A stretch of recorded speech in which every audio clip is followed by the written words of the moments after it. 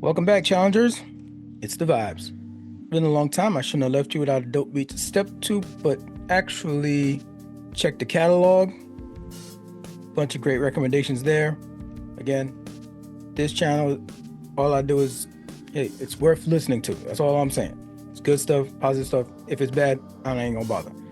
Um, so you're welcome. You can thank me now by hitting that like button, subscribing in that order, preferably. And leave a comment. Let me know what the vibes are what the vibes are like out there. Today I've got some special stuff to share and talk about. Uh, Honorable mention off top, kicking things off, an album that's not just magic, but a statement, a moment in time, a celebration of artistry across generations. I'm talking about um, Back on the Block. So this is Quincy Jones, the legendary Quincy Jones. He passed away in back in November at age 91. You know, rest in power. The album um, blends genres like a master chef with like all the ingredients and all the flavors at his disposal, right? Talking about jazz, soul, R&B, hip hop, gospel. It's all there. Um, Also, the album wasn't just, this magic of sound come together. He was actually making a statement in this thing, which was basically about hip hop. And that, hey, this is the announcement that this Quincy Jones, who was already epic, he did Thriller already and everything, is putting his toe and stamp of approval on hip hop and saying, yo, this thing is here to stay. It's not just a passing fad. The media was eating up hip hop at the time. They do this thing all the time. I mean, they did it with jazz, they did it with rock, but the culture dictates what goes on in the media. The media doesn't dictate the culture. Um, so definitely shout out to, man, this thing had a lineup. Ella Fitzgerald, Ice-T, Big Daddy Kane, I'll Be Sure. Y'all remember I'll Be Sure? What was it? Oh, I can tell you how I feel about you.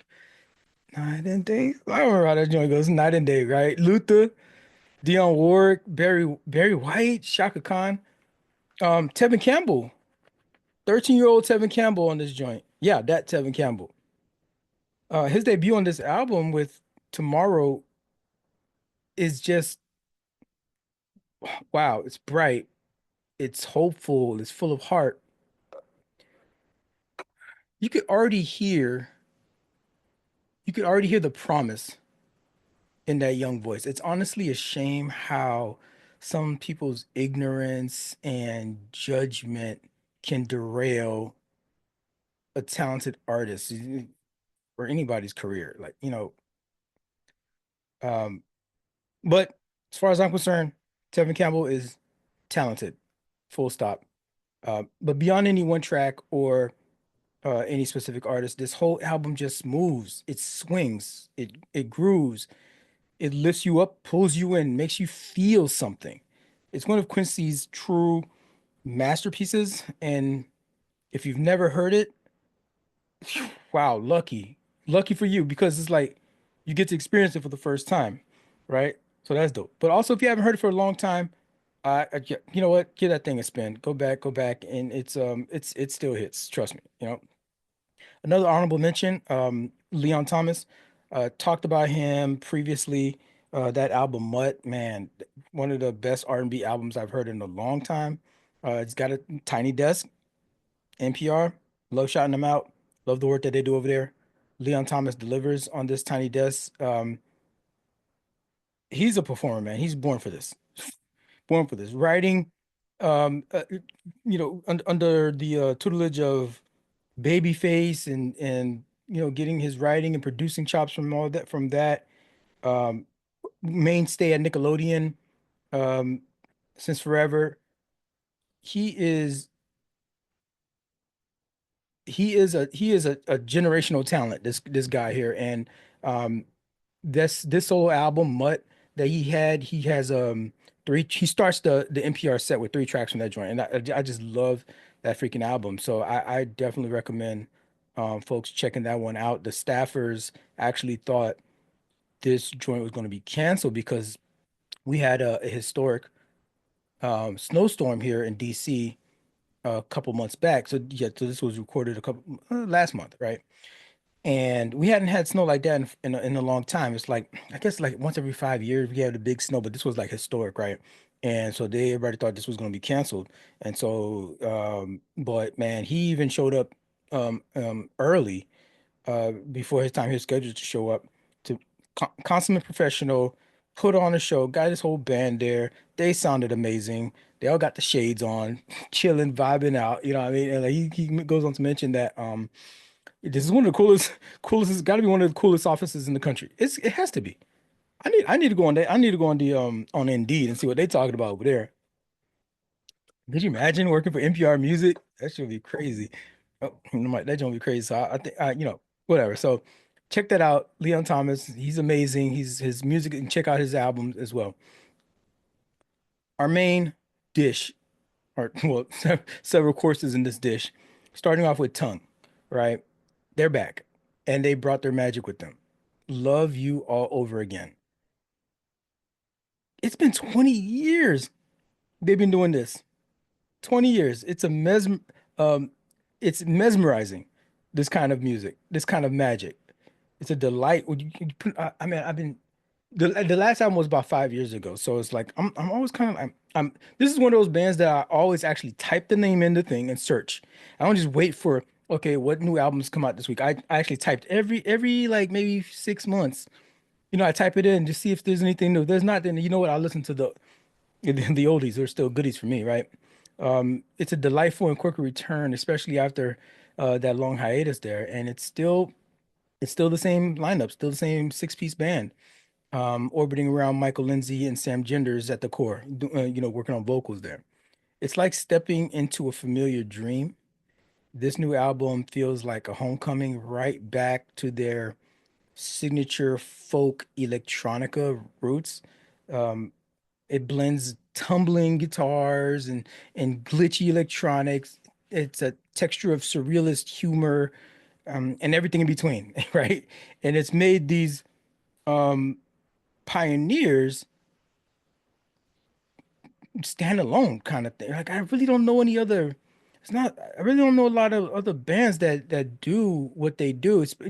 I love it, especially when they mix in the like classic movie lines.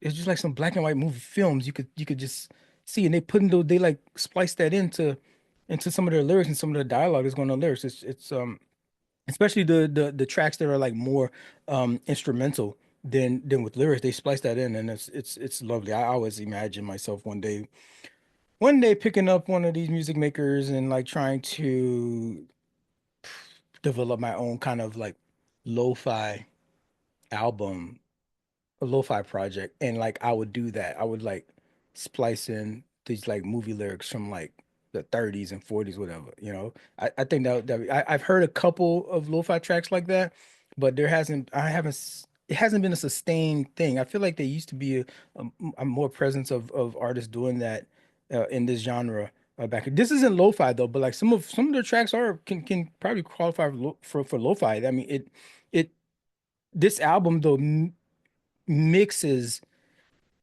a little bit more contemporary sound with still having the folk. It's mixing the electronica with the folk. It's wild. I love it. It's very vibey, very smooth stuff. It's rustic yet cosmopolitan. It's acoustic yet digital. It's just they just got magic with what they do there. It's not just the sound, it's the spirit. You can feel the joy and the weirdness in every corner. They have lines like, "We'll build a boat out of red wine and honey, sail to the moon where the starlight is burning." Right, stuff like that. The instrumentation is is awesome. I love the vocals.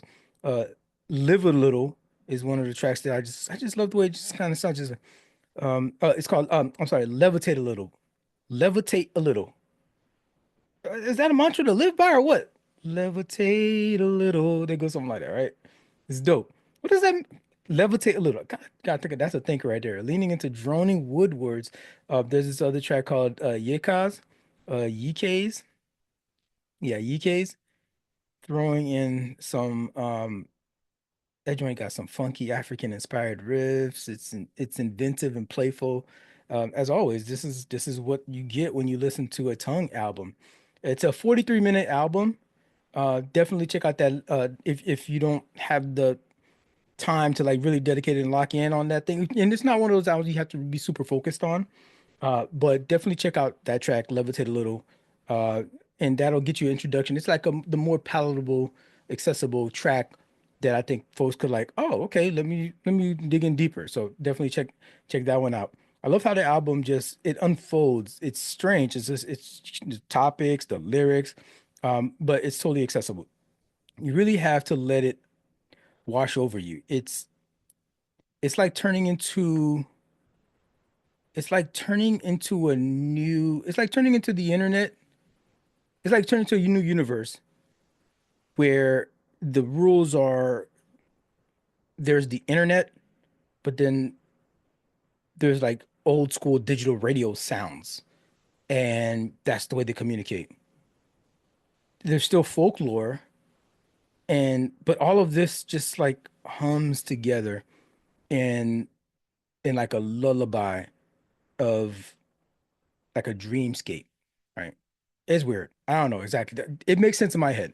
You got to be there. It's a celebrate. This album definitely is a celebration of 20 years of storytelling. Is what they do. They create universes, and I love that the imagination that they have. One of the things I always complain about mankind and humanity is just that I feel like there's a dearth of imagination in everything. Like whether if it's your regular job, even your data crunching, data analyst or something like that, or even if you're like mowing the lawn or you're landscaping, these people that like create art out of what they do because they have they don't have a failure of imagination like some people are like, stuck with. So I appreciate them keeping us all on our toes when you listen to this thing. Like you gotta go back. Wait a minute, did they just say what I thought they just said? So Love You All Over Again, it feels like a love letter to their journey. It really is like this is what we've been all about. I wouldn't be surprised if this maybe like their last hurrah, you know, and this is one of the ones that you go out on. It's a fitting addition to their catalog either way. It's this playful style, it still resonates. There's haunting and joyousness, strange and beautiful. Honestly, it just makes you want to laugh like the Mad Hatter, and just hit repeat. An album that's been echoing in my house ever since I first heard it. It's called Fasadé by Celia Wa. This was released back in February 28th, and honestly, it's nothing short of mesmerizing. This album is a beautiful fusion of worlds. Celia brings together traditional Guadalupean rhythms, especially the rich, pulsating beats of guoca, and layers them with modern electronic textures. It's a sound that feels rooted in history, yet completely forward thinking. You'll hear her voice, her flute, both so organic, so alive, dancing over dreamy synths and dub echoes. It's like nature meets the cosmos. What's really interesting is how personal this music feels. For me, she speaks Creole. Yeah. So it's mankind and colonialism. Again, I can always bring it back down to colonialism at some point, right? Down to slavery. She speaks Creole, but they speak a different Creole over in the West Indies than they do in Haiti. My Creole, Haitian Creole, it's slightly, but it's all a derivative of French. And so I'm listening to this joint. I'm like, yo, I know what you bro, I gotta go visit. I gotta go visit. Cause I feel like I got peoples over there. I might got peoples over there. Cause like we talking the same language. It's a couple of words that's different here and there that I can't quite make out. But because it does lean probably I think it actually leans a little bit more French. So I gotta brush up on the French. But Antillean Creole is a French-based Creole language, primarily spoken. in the island of Guadalupe, along with Martinique and other parts of the Lesser Antilles. Celia once said herself, "I'm a mix of many things, a blend of urban and rural influences, a mix of Paris and Guadalupe." And that's exactly what Facade sounds like. It's traditional, it's electronic, it's free to explore, it's free to bend genres. It builds bridges between cultures. It's bold, it's intimate. Um, she also describes her connection with the music like something like meeting someone new. At first, there's a bit of curiosity. There's a little dance. What are they up to? What's their intentions? At a glance, you feel things out. She says, I then, and then suddenly there's this deep, natural connection. The energy of the album, um, it starts gentle, um, but as you listen, it just sweeps you into something bigger, something cosmic. This is what I'm talking about, bending, like bleeding the nature to the cosmos. It's a it's a gradual tapestry that's just being built throughout the thing. It's a beautiful album. Behind the scenes, the production is helmed by Victor Vogt. You can really hear his touch of spacey, futuristic layers that wrap around each track. It's 7 songs, so it's only 31 minutes, but each one is like a mini universe of sound in and of itself. It's a journey, really. I highly recommend checking out the I highly recommend listening to the whole way through, but definitely checking out that opening track, Ola. That if that doesn't hook you, um, you know, maybe this one isn't for you. But shout out to Heavenly Sweetness. This is a French indie label behind the scenes. They've been putting out some like dope, soulful genre blending music. And a lot of this stuff is like I wouldn't describe it as much as genre bending, but definitely genre blending. It's not like you're taking one genre and like trying to like morph it and put so much elements of a different one that you distort it to where it's like, oh, I could see the essence of what the thing is, but infusing the elements of this other thing. Um, Trying to create a whole new genre, the way like alternative rap is doing kind of right now, right? Uh, but it's blending. It's like no, it's just distinct features from different genres with you know within individual tracks, but sometimes in individual tracks have a little bit of that mix where the distinct characteristics and sounds of the different genres are exhibited in that one track. It's it's quite clever, and it's well executed. The um the thing that they're craving when they put this stuff together, when they put this project together, it was just trying to create something new, something that moves your body and stirs your spirit. Um, give Assad a listen. Celia Wa is granted pretty avant-garde. It's like a celestial path. You you're more going to how can I say this?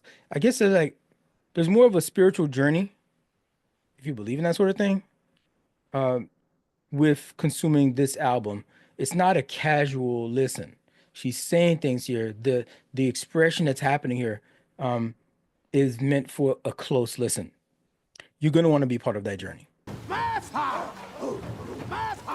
I want to shine a spotlight on a project that's definitely one of those headphone listens. Odabo, the latest album by 255. And let me tell you, it's a sonic journey worth taking. Now, if you've never heard of 255 before, let me give you a quick intro. It's pronounced 255, but when you search for it, you type in the number 255. But when you talk, so you don't, so like the MC wouldn't introduce them as, oh, coming to the stage 255. No, it would be 255. That's the name of it. That's how they go, right? It's not just a band, but it's a creative trio. These three German brothers, Luis, Guy, and Charles Josek, they're crafting something really special in the world of Afrofusion. Yeah, these these German guys, right? But they're working with a lot of the folks from the continent, um, on because they're mostly producing. They well, actually, really, all they do is they do producing in the music, and so they partner. It's because it's like it's a lot of instrumental. It's a lot of instrumental work. But for vocals, they partner with the folks from the continent. One of the for this particular album, Nigeria is heavily featured. Um, Here's the cool part. While Guy and Charles handle the music production, their older brother Luis brings the visual storytelling to life. He's not just shooting music videos, he's an award-winning film director. He had a debut film out there, The Youth of Jamaica, which made waves in international festivals, um, and in festivals like Santa Barbara and in Berlin, the Berlin Independent. Most recently, the one for this album, they shot back, behind the scenes stuff, and it's called Who No Go, No Go No. Right, it's a documentary following his younger brother's musical journey to Nigeria. It's clear that the trio doesn't just make music; they build immersive worlds around it. That, if you want to know more about um, the journey of like actually, because like man, it's hard to find information about them. They're not like big artists like that, especially when you're in the realm of like instrumental and stuff like that. You're not.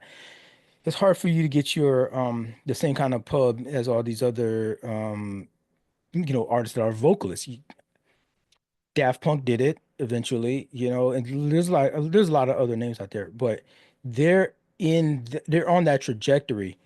Um, and man, this album slaps. But this one does have a lot of vocal opportunity on here. Not for them, but the artists that they feature. Um, it's 12 tracks, 34 minutes, quick listen, but it's one that stays on repeat, especially because there is a lot of instrumentation that goes on. It's been described as a sweet roller coaster of emotions, and honestly, I couldn't agree more. It's packed with soulful melodies, infectious rhythms, eclectic blend of styles that keep you hooked from start to finish. There's a richness to the sound, something that feels both rooted in tradition and daringly modern. This is what they're bringing from Germany, but keeping the roots of the working with the people that are actually providing the vocals for some of these tracks. And they got some tracks that sound like some Afrobeat flavors that you might have heard 2 or 3 years ago, and uh some newer age, maybe my piano stuff. It it I think they do it justice. They're white. I get it. They're from the mountains, those Caucasus Mountains and whatnot. Uh, they're European.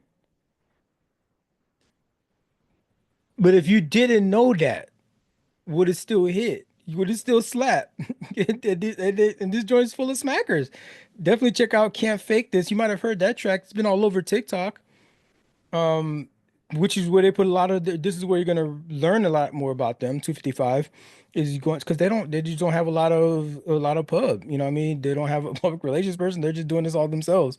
And this is like a trio of guys that are getting out the mud. And thankfully, some of the like bigger. I think they did a track with Burna Boy. I'm not sure.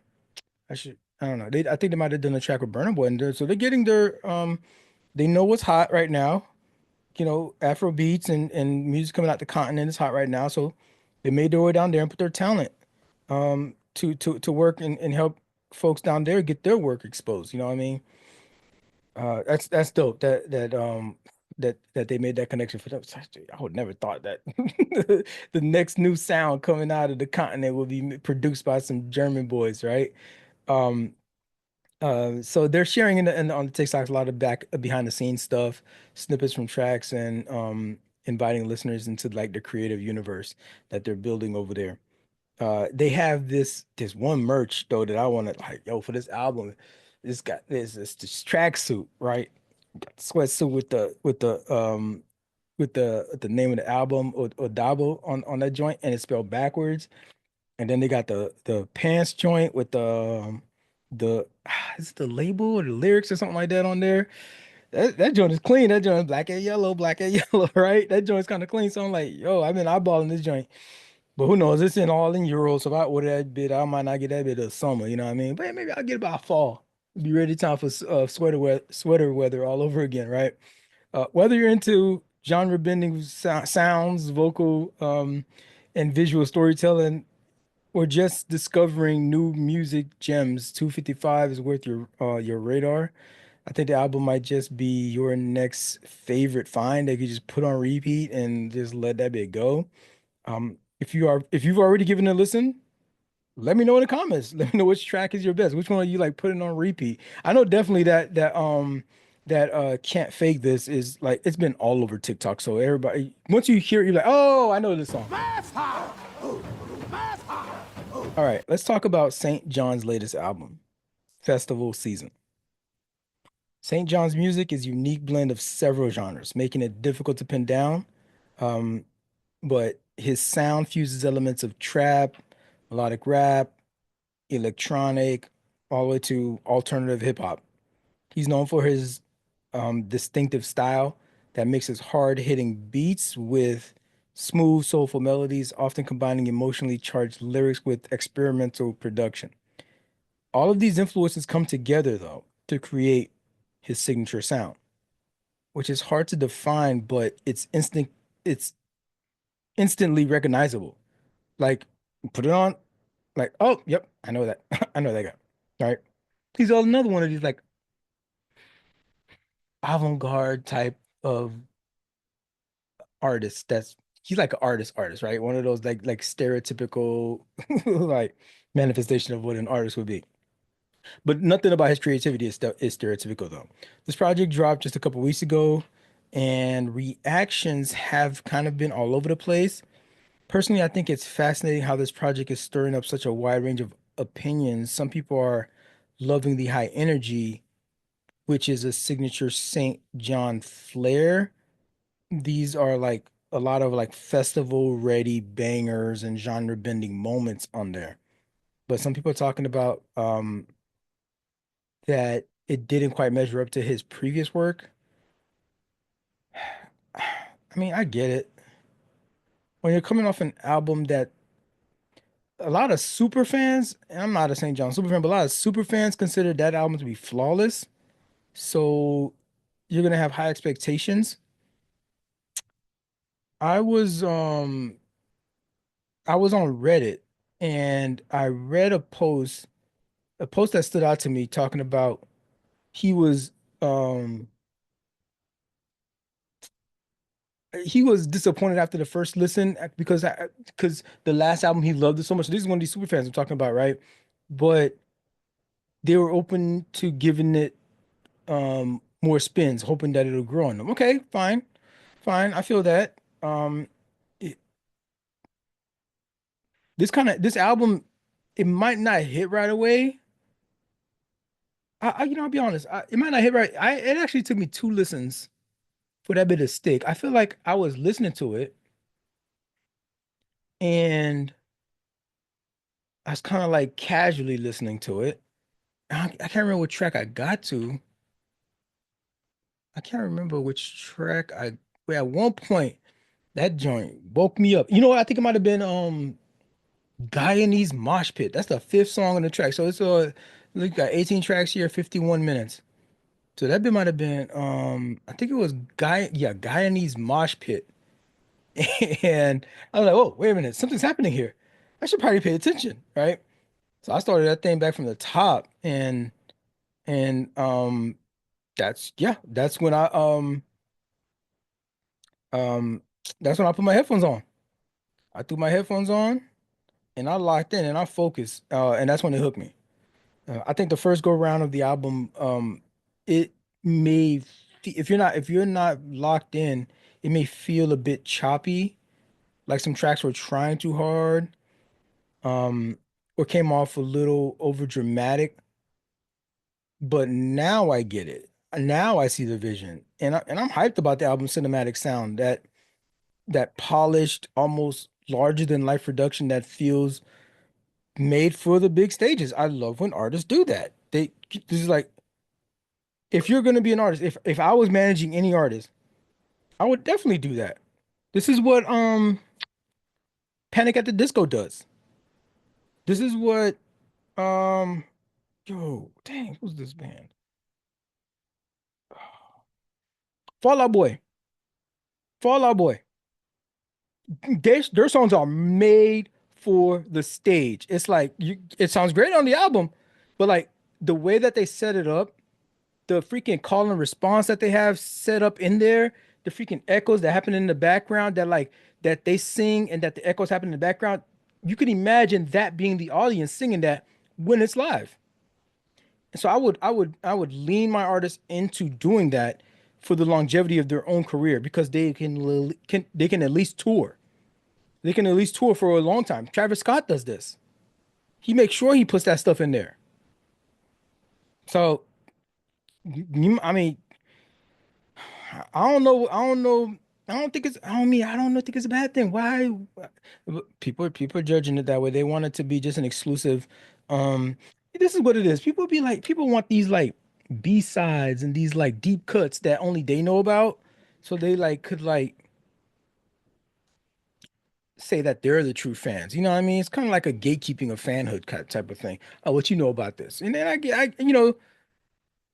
I can say I might have been guilty of something like that in the past as well. It's like, man, what you know about this? You know what I mean? Like when I first heard like when people started getting on, I think I remember it might have been Childish Gambino. When I'm listening to his backpack rap stuff. I'm listening to like his old school stuff and nobody's really on him like that, because he's doing the show and stuff, and nobody's like listening to Childish Gambino. And then like folks is coming on to like This Is America. That's when they're discovering him. Or like in the summer, you can feel it when it feels like summer. And they're like, oh man, let me look into his rap. He's not just an actor. He's not just gonna be. Oh, let me listen to his rap music. Like, and people start discovering them. It's like, oh, okay. And I can't being the fan gatekeeper thing. I'm like, oh, you just not hearing about Charles Gambino because I'm guilty of it myself. So when you know better, you do better. So I don't do crap like that anymore. A bunch of like these new people that I put people on and that I throw out there. I know I got another artist. I mean, that a lot of people haven't heard of that's coming up. That's coming up. So it's like I like to give them their flowers now and love to see more people come on and when the late people come on board, it gives me another reminder to go check their stuff back out again. Why did I fall in love with them in the first place?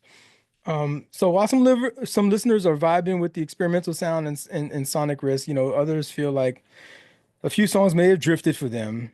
Whatever. But um,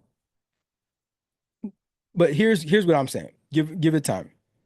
The replay value is there. The more you listen, the more the deeper cuts hit. The bangers are fun. Sure, um, there's some introspective moments tucked in between. They bring a nice balance, but it's a high energy listen overall. And it's festival ready. Um it's definitely one of those that's worth a spin and conversation. Again, what I do here is I only review stuff that I like and and that I think is at least worth a listen. I like it, and for the audience, I'm not gonna waste my time like doing a poor review and all that kind. It doesn't know the channel for that. This ain't it. So let me know in the comments. Let's check it out. Check out St. John's album. Let me know what you think. Um, hit me which tracks were your favorites, or even fine if you're disappointed. What I mean, put in that space too. I'll come for your neck. Go ahead. Put in the comments. Put the comments below. All right, all love. Next, we're diving into the album "Life Is Beautiful" by Larry June, Two Chainz, and Alchemist. It's been making waves, right? It's been making waves. I hope this is not the first time you're hearing about this album. This joint, when did this drop? This joint dropped February 6th. It's been a month. It's a month anniversary on this joint. I hope you've listened to this already because this thing is it's nice. First, let's talk about the production. Alchemist. Wow. Truly outdoing himself. The smoothness and the luxury of the beats, it's got this real serene, calming vibe that just makes you want to kick back and enjoy the ride. Enjoy the Uber ride. That's what you know what? I got a new medium.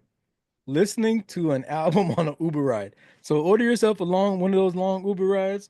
Gonna take about 20 minutes for you to get there, 30 minutes to get there. This album is 37 minutes. Maybe you got a 40-minute Uber ride, right?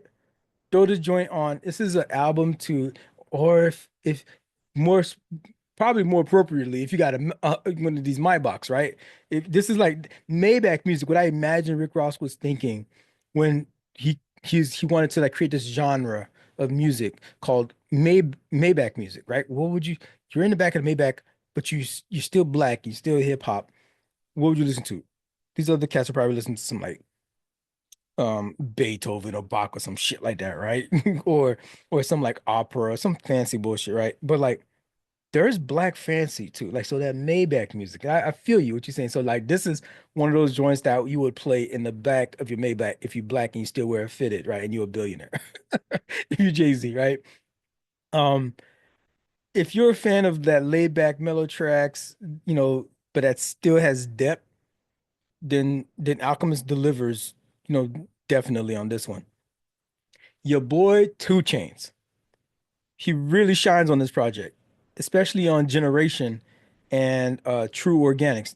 Check out those two tracks for sure. Just to dip your toe in if that's all you want to do, but you got to go back and listen to the whole thing. The way he adapts his style to fit Alchemist production, this might be one of his best performances. They have these Grammy categories for like best performances, right? For the different genres. His flow's on point. His energy matches the vibe of the album, and honestly, his presence is hard to miss on any of the tracks. Now, every album has its critics, and Life is Beautiful is not different. One of these people pointed out that Larry June's delivery, they had a little bit complaint about that. They're saying that his performance could have been a bit more could have had a little bit more energy. They say his flow is kind of tepid at times, maybe lacking that extra punch that would his bars have made his bars stand out a bit more. Okay, everybody's got his critics, and it's all subjective. But yo, that was the point. I actually like that. The point of the album is the Maybach music, right? I actually appreciate his more chill delivery, especially given the overall vibe of the album. What do you? Okay, okay. So here's the thing. It's like, but Two Chainz was so good. Two Chainz was so good on everything. I've always been a Two Chainz fan. I've never been a super fan. I listen to his music and like I'll give it a couple spins, but I don't like keep him on rotation like that. But every time I'm never disappointed. I'm like, yo, I like his music. I love his music. But like this joint, it really almost felt like a Two Chainz album, even though they probably had, I think they have equal mic time, but it kind of felt like a Two Chainz presence was a little bit. It was just like he just like embodied the flow of the beat, and the rhyme for this whole project. So I can see how him standing out so much can make Larry June's performance seem a little bit tepid. Um, but overall, it's a mellow album. They both were Two Chainz already had kind of like a smooth, like slower, conversational style. But that relaxed vibe is the selling point for me. Um, Others may feel like it might be a little one note going for throughout the album, where it's just vibey throughout the whole thing. But I mean, I didn't know what I was getting myself into when I got to this album. When I got it, I appreciate for what it was. Like there's space for all the different types of experiences and with these albums. Everybody doesn't need to be on the Saint John's level or Travis Scott. hype level kind of thing. This is cool too, like freaking like Nas King's disease type of joint, right? Life is Beautiful. Life is Beautiful gets a lot of love for me personally. One of the best top to bottom hip hop albums so far this year. It's top notch production and that Two Chainz performance. And shout out to Larry June as well for his contribution. Thanks for coming to the party. He did arrive. But I think this is already a classic album. It's a classic album. I don't know these kind of albums, these like duo joints. I don't know if it will. Man, I honestly, it should to hip hop. If dang man, okay, I'm gonna just say it. The beats ain't knocking the way that it was in um Watch the Throne. It's not because it's a vibey joint, but it's as good as Watch the Throne. If you can appreciate real rap, real hip hop, and like where it ain't all relying on the beat.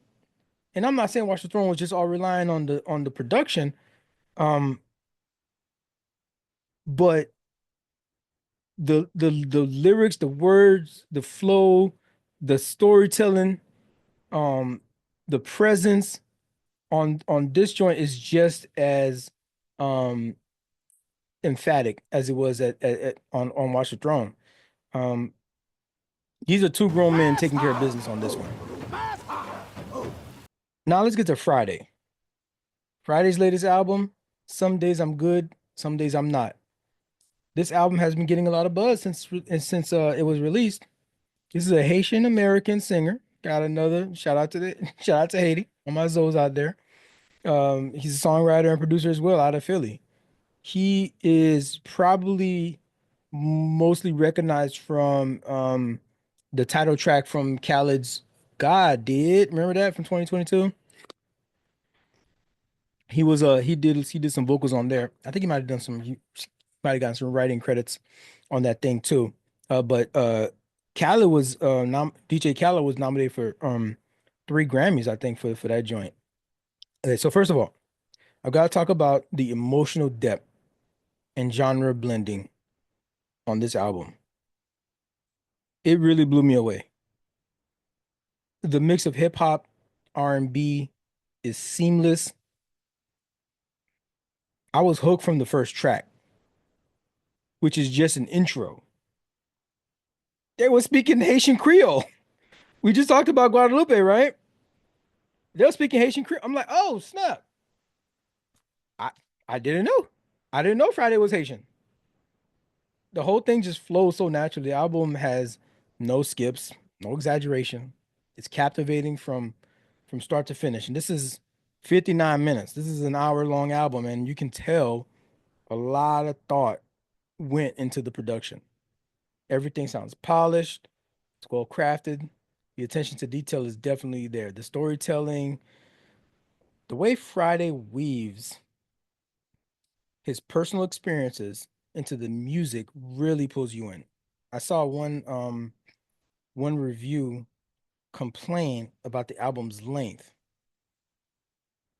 Like, bruh, like some of these albums be way too short. 27 minutes, 31 minutes. Like you gotta put it on repeat to feel like you really get an experience. Like bro, it takes you on a journey here. It's a 59 minute, it's an hour long album, but the level of depth that he goes through, it requires that much, it needs that much time to simmer, to cook, to really dive deep into some of these songs, man, into some of these topics that he's talking about. It's old low key overall. It's a pretty sad album. It's called Some Days I'm Good, Some Days I'm Not. That's some therapy joint. I think actually the trailer for it. Yeah, the trailer for it. Now I could probably put it here. I can't put no sound because these motherfuckers gonna be giving me a strike. But the trailer for it is him walking into therapy, and she's like, how you feeling?" He sighs, he thinks, he pauses for a second, and he's like, being completely honest, some days I'm good, some days I'm not. Who can't relate to that? If you've never been to therapy, you can't relate to that. But if you get to the point where you're in therapy where you can actually start being completely honest, instead of being like, hey, how you doing today? You're like, oh, I'm good. Like in an honest moment, you be like, you know what, to be honest with you, some days I'm good, some days I'm not. And I feel you, Friday. You really feel the connection in every song. I love how he reflects both his highs and lows on this joint. The balance between romantic and inspirational tracks give it just a well-rounded vibe. It's clear that the themes of faith and love are at the heart of this joint, and that is what this album has flowing through and through its heart. One track that I keep coming back to, and actually I think I've seen that many like so this is not a reaction channel, but so you can see some reaction channels, man. Proud of Me featuring Meek Mill. It's such an emotionally charged song, and it really resonated with me personally. On this joint, Meek's verse is just so powerful. The raw emotion of the lyrics, particularly the around the grief of losing your dad, it hits hard. I've lost my dad. This song is written for me. This is the power of music. When Meek gets in this pocket, there's not a lot of rappers who can do what he does. He murdered this verse. Could be verse of the year. So here you have these two huge artists, both Friday and Meek, mad vulnerable, talking about their shared longing for their father's approval. It adds such a personal layer to the whole thing. And and then the music video, bro, that one part where he's like, gotta dig him out. You're gonna see it. You got to see it. It's intense. It's emotional. It really captures the whole story visually. So that track, that man, that track is gonna do some damage out there. All in all, some days I'm good, some days I'm not, has definitely made a strong impression. Um, I've been loving the emotional depth, the genre fusion, of course, the production. Um, like I said, some people think it might be too long, but I think you needed that. I think you needed that whole time to really bring everything together. Friday put his all into this album. Um, for his catalog, however long that may be, he's got a long career ahead of him. This is gonna be one of his classic albums. This is this particular song. Man, he's got features on here, man. He's got like I said, Meek Mill, Wale's on there. Um, Chris Brown. Yo, hold on. Wale has a line. What? Yo, Wale really freaking tripped me out on this, bruh. Hold on. Wale has a bar on here. What song is this? Oh, what song is this? Yo, this dude is killing me. Like he came from my neck. Yo, I feel okay. It's called Shotgun. It's called Shotgun, right? And so he has a line on here where he goes, "All right, cards on the table. Fine, I'm gonna do this. I'm gonna say this. I'm gonna say this out loud. And cards on the table. Let me know. Let me know in the comments that you just finding out." So I was today years old. Not today, but whenever I learned. No, actually today is old because today is when I finally heard this lyric. Like I've been listening to this album over and over and over again. It came out when this joint came out. It came out February 28th. I've listened to the album at least like 9 to 10 times, right? And today I heard this bar. That boy Wale said, so basically the song is about like, the whole they have songs like this, like would you ride for me? I'm up now, what I mean? You trying to ride for me, you trying to be with me, and all that stuff. But like if I'm down, will you still be there, right? So he has this bar where he's like, When Chanel's turned to coaches, when Chanel turned to coaches, will you still ride for me? I don't think that's the exact lyric, but something like that. And I'm like, hey, yo, I rock Coach. Wait a minute, I thought Coach was okay. Coach, I thought Coach was okay. Like that, oh, that's what we're doing now. Oh, come on, bruh. Come on. Like, I see the way people do Michael Kors now. Michael Kors used to be hitting back in the day. Dang, bruh. I can't, dog. I can't keep up with y'all. Yo, I can't keep up with these YNs anymore, dog. I'm not. I'm not doing it. All right. Coach is good in my book. All right. You hear me? You ain't gonna compare that to be like the downfall of with Chanel's turn to coaches. Bro, I ain't seen Coach at Marshalls or Ross. You know what I mean? I be up in there. Yes, on occasion I'm at Marshalls or Ross. I don't see Coach up in there. I see Michael Kors though. I see Calvin Klein though. Yo, I see Nautica. Damn, them joint. Remember Nautica? Oh, Tommy Hill, man. Them joints used to be hitting in high school. I used to be the peak of fashion. I'm surprised Christian Dior is still freaking doing their thing. Cause like that was they had a long run. I don't even know. Like Hugo Boss is very like niche kind of right now. But it's weird the way this fashion joint be happening like that. Polo, people still doing the polo, people still rocking polo and not talking bad about polo, but like, bro, you acting like a Chanel, like when you ride for me from Chanel, so like your downfall is a Coach bag. So what are you trying to say? So like, if you know what it feel like, it feel like it feel like a drop off to like a Nike check bag, like the drawstring, the drawstring joint. That's what I feel like. It feel like a Coach is now. Like, oh, that's what you're saying. You really fell off, right? That's what you're saying. You really fell. Oh my God, it's a Coach. It's only $500 for the bag. Because it's only $500. A $500 Coach bag, bruh. Shorty better be. All right. Do you? If you got it. Like I said, you know what I mean? It ain't tricking if you got it. You know, your boy apparently ain't got it. Cause I gotta get you a Chanel bag for you to feel like, you know what I mean? We good and we up. And then questioning you, and you gonna question me? Or you gonna, no, he said, that's what he said, are you gonna ghost me? He said, are you gonna ghost me if it go from Chanel to Coach? Are you ghoster, bro? Oh, come on, you gonna ghost me for a Coach? I got you, Coach. I can't keep up.